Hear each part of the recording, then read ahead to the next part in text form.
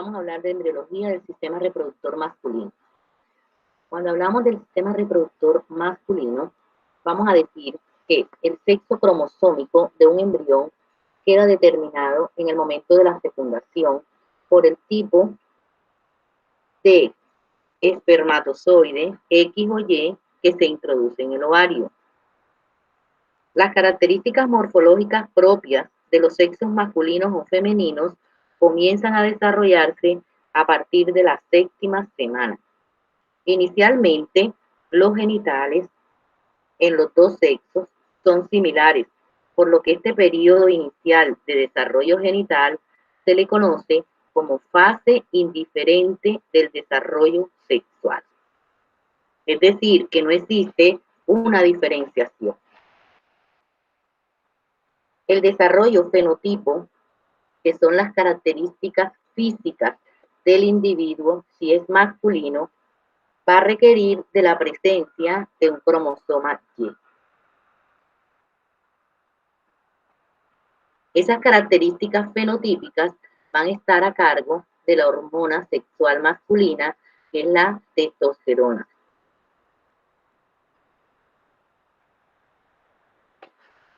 Hacia la octava semana de desarrollo de diferenciación sexual masculina, las células intersticiales comienzan a producir hormonas androgénicas, como son la testosterona en mayor cantidad, la andostenodiona y la hormona antimulleriana.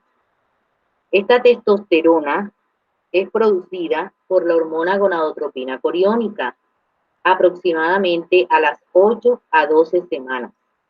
Y la hormona antimulleriana empieza a producirse por las células de Sertoli aproximadamente a la sexta a séptima semana. Esta hormona antimulleriana tiene como efecto suprimir el desarrollo de los conductos mesonéfricos.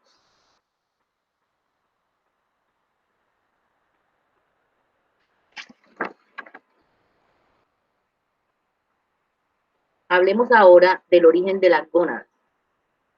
Las gónadas, bien ovarios o los testículos, que son los órganos que producen las células sexuales como son los espermatozoides y los ovocitos, van a tener tres orígenes.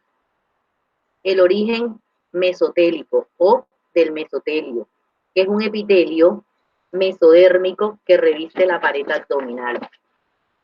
Del mesénquima, que es un tejido conjuntivo embrionario de origen mesodérmico. Y las células germinales primordiales, que son células indiferenciadas sexuales. Es decir, que el origen de las gónadas, tanto masculinas o femeninas, como son los espermatozoides y los ovocitos, van a tener este origen mesotelio, del mesénquima y de las células germinales primordiales. Vamos a hablar entonces de lo que son los órganos reproductores. ¿Cómo son? En el varón, como es, vamos a iniciar hablando del desarrollo de los testículos. En el desarrollo de los testículos, estas células germinales, que son las células sexuales, se van a identificar aproximadamente a los 24 días de la fecundación. Durante la sexta semana, las células primordiales se van a introducir en el mesénquima y se van a incorporar en unos cordones llamados cordones gonadales. Esta migración de estas células primordiales en el mesénquima va a estar regulada por genes.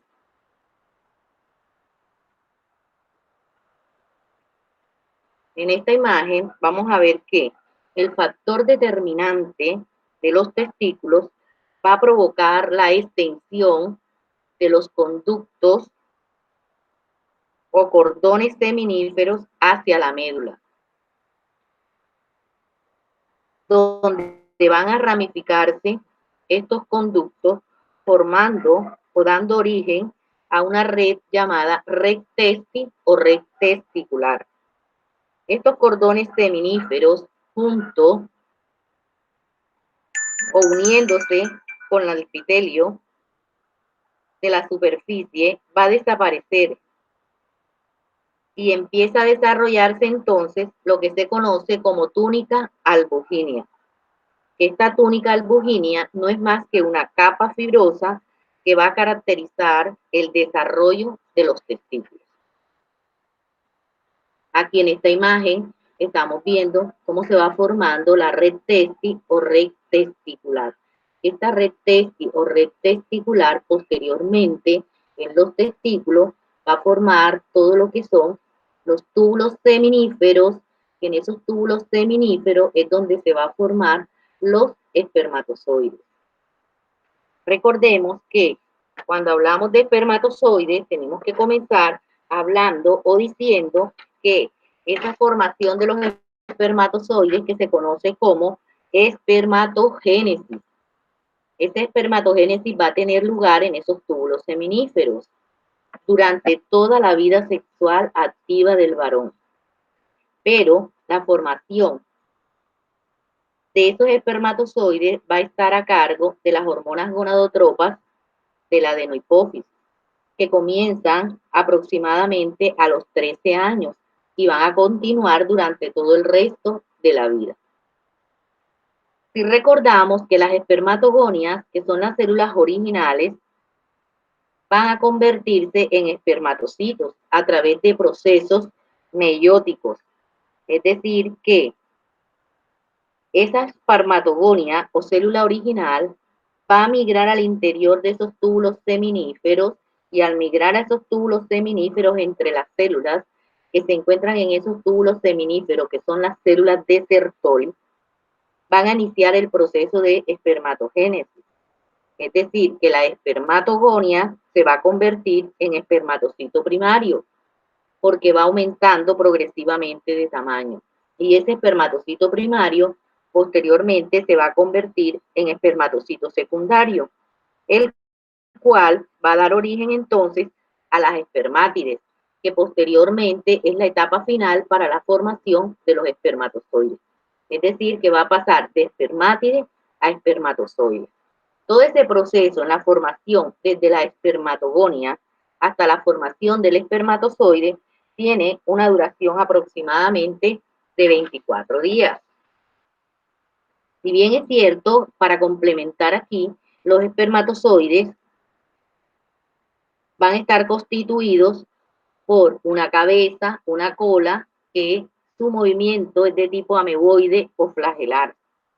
Normalmente los testículos adultos de cada varón forman aproximadamente 120 millones de espermatozoides diariamente y estos espermatozoides formados pueden durar almacenados hasta un mes, no perdiendo su actividad.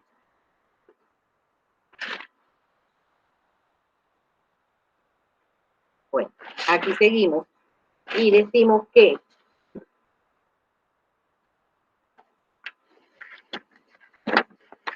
en esta imagen podemos ver generalmente lo que son los túbulos seminíferos. Los túbulos seminíferos generalmente no muestran una luz en el interior hasta después de la etapa de la pubertad. Las paredes de estos túbulos seminíferos van a estar constituidos por dos tipos de células. Las células de Sertoli, que son unas células que tienen una función de soporte, son estas, y las células de Leydig, que son las células o células espermatogonias que van a convertir a los espermatocitos en las espermátides en espermatocitos, ¿verdad? Y esas células de Sertoli, que son las células espermatogonias prácticamente. Aquí las vamos a ver y observamos a las células de Sertoli como células de sostén y aquí tenemos una espermatogonia.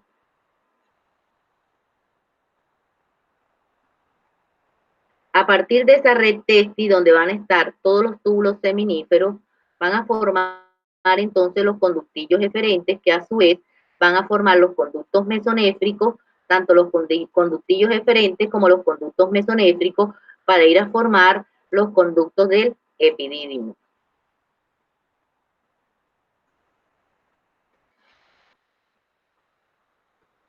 Vamos a hablar aquí ahora entonces del desarrollo de los conductos y de las glándulas que hacen parte del sistema reproductor masculino.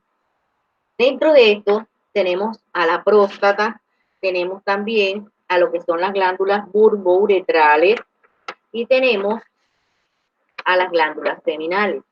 Todas estas glándulas en conjunto van a producir secreciones y esas secreciones son fundamentales porque cada una de esas secreciones tiene función específica en el aparato reproductor masculino.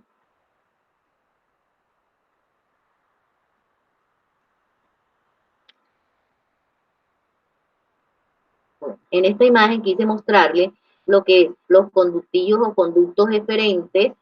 Aquí tenemos el testículo,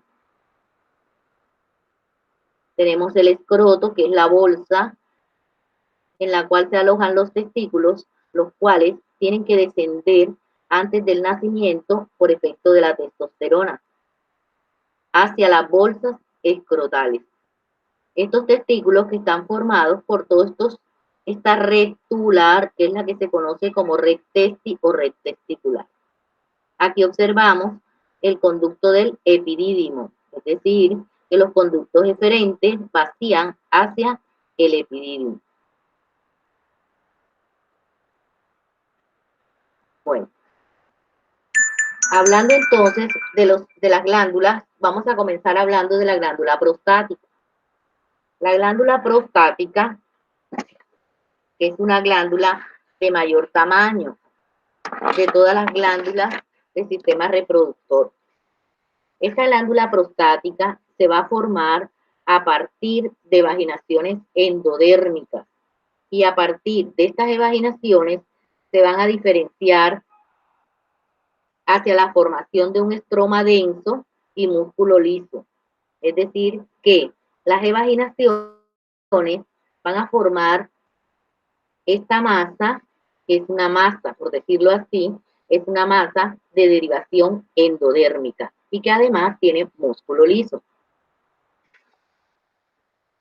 Las funciones específicas que cumple esta próstata es que la próstata primero va a estar situada cerca al ano, es decir, es una glándula de gran tamaño que aproximadamente está cerca al ano en unos 4 centímetros y con un peso de 8 gramos.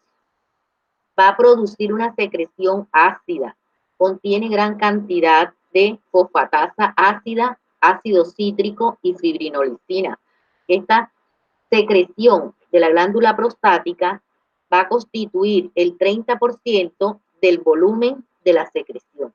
Además, recordemos el llamado antígeno prostático que se utiliza como marcador para evidenciar crecimientos prostáticos o alteraciones prostáticas, ya que ese antígeno prostático es una potente enzima proteolítica que se cree que interviene en la licuefacción del coágulo seminal.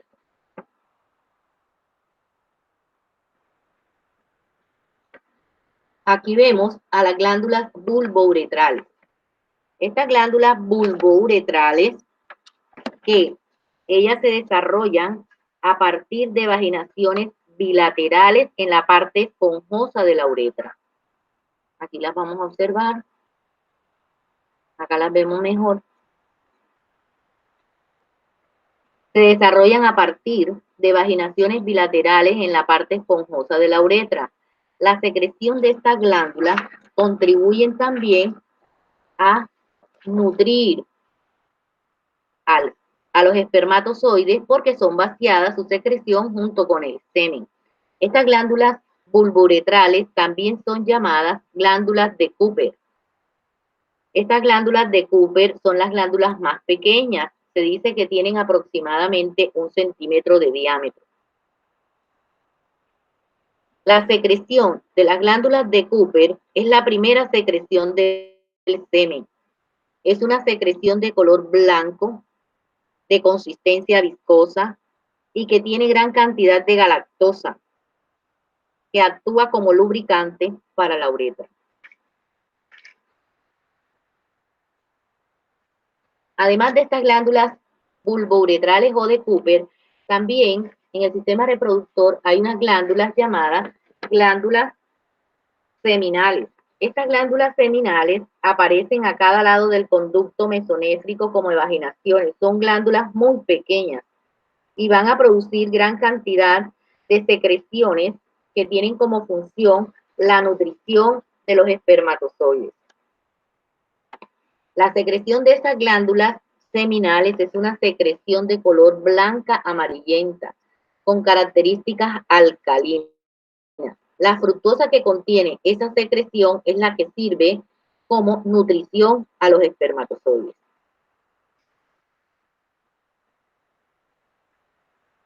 Bueno, hablemos ahora entonces del desarrollo de los genitales externos masculinos. Estos genitales externos masculinos lo conforman lo que son el orificio uretral externo, el prepucio, el escroto.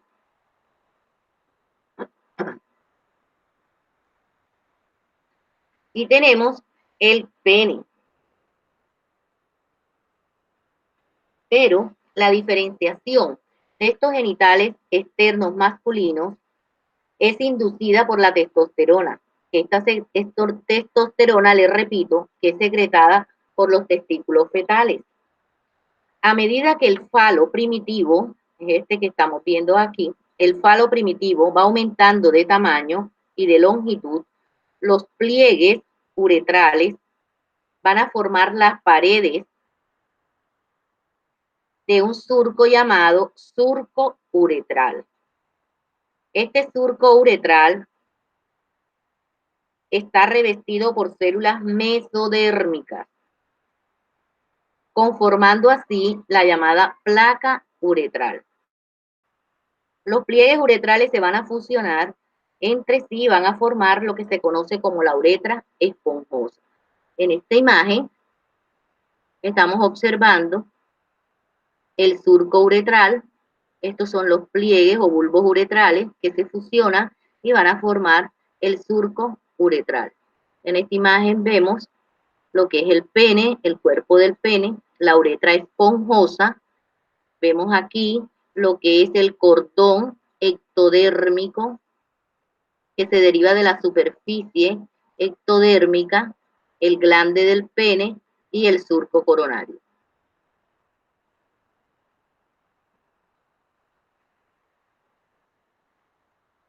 En esta imagen, aproximadamente a las 12 semanas, se va a formar lo que es el prepucio, que es este que vemos aquí. Se forma, es derivación endodérmica a partir de las 12 semanas. Y además se forma el orificio uretral.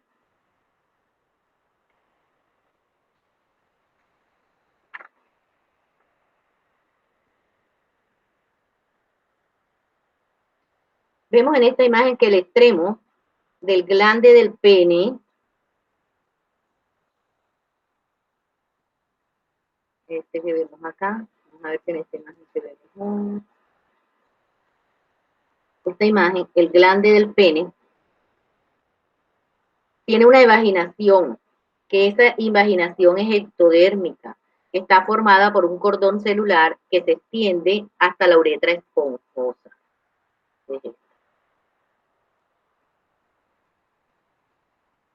Esta uretra esponjosa se va a ir canalizando y va a constituir lo que se conoce como el orificio uretral. Mejor así. Y aquí está el orificio uretral. ¿Sí? Durante ya la semana 12 es que va a aparecer esa invaginación de ectodermo en la periferia del glande y es lo que conocemos como prepucio. Este que vemos acá. Bueno.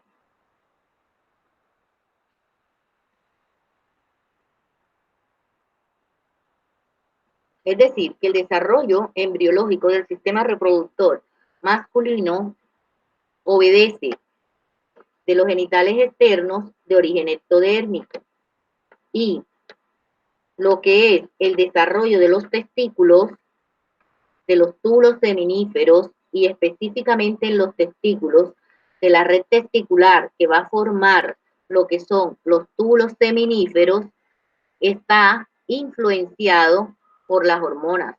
Recordemos que la FSH y la LH, que es la hormona folículo estimulante y la hormona luteinizante, son las hormonas que van a actuar a nivel de los testículos, uno, para estimular a las células de Leydig para que produzcan espermatozoides y a las células de Sertoli, la FSH, para estimular a las células de Sertoli para que produzcan testosterona.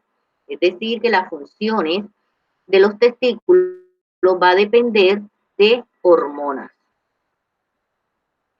Dentro de las alteraciones más frecuentes que se encuentran en el desarrollo embriológico del sistema reproductor masculino, tenemos el pseudohermafroditismo, que se caracteriza por una alteración cromosómica, un cromosoma 46XY. En esta alteración vamos a encontrar que los defectos, más que todo, son defectos de síntesis enzimática de testosterona. Por lo tanto, vamos a encontrar que no va a haber un desarrollo testicular normal. Como observamos aquí, no va a haber una producción inadecuada de testosterona porque la alteración básicamente es de tipo enzimática de testosterona. Entonces, son unos genitales de pequeño tamaño que no logran desarrollarse completamente. En esta imagen, otra alteración es la digenesia gonadal mixta. En esta digenesia gonadal mixta, primero que todo, vemos el tamaño. Generalmente es un individuo de pequeño tamaño que va a poseer un testículo de un lado y una gónada indiferenciada del otro. Va a haber genitales internos femeninos, pero en la pubertad no hay desarrollo mamario y por lo tanto no va a haber menstruación, porque estos genitales internos femeninos no alcanzan su madurez completa, por lo tanto no son capaces de tener un desarrollo completamente normal para producir las funciones normales de la menstruación y aumento del tamaño mamario. Otra alteración es la hipospadia, que aquí el pene es un pene corto, pequeño, que tiene una curvatura ventral. Y esta alteración se caracteriza porque hay una producción inadecuada de andrógenos. Es decir, que estos pacientes que presentan hipospadia van a tener poca producción de andrógenos, de testosterona. Existen diferentes tipos de hipospadia, es decir, el orificio uretral por donde se elimina la orina puede estar localizado en diferentes partes. Y aquí lo vemos, en la parte superior glandular, subcoronal, distal y así sucesivamente. Es decir, que puede haber orificio uretral en el escroto e incluso en la región perianal.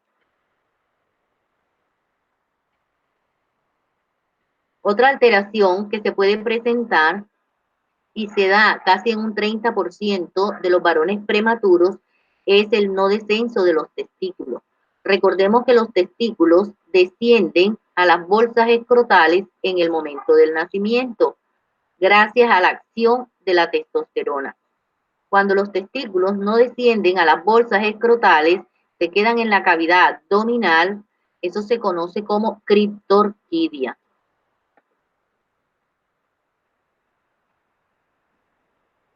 Bueno, ahora vamos a hablar del sistema reproductor femenino.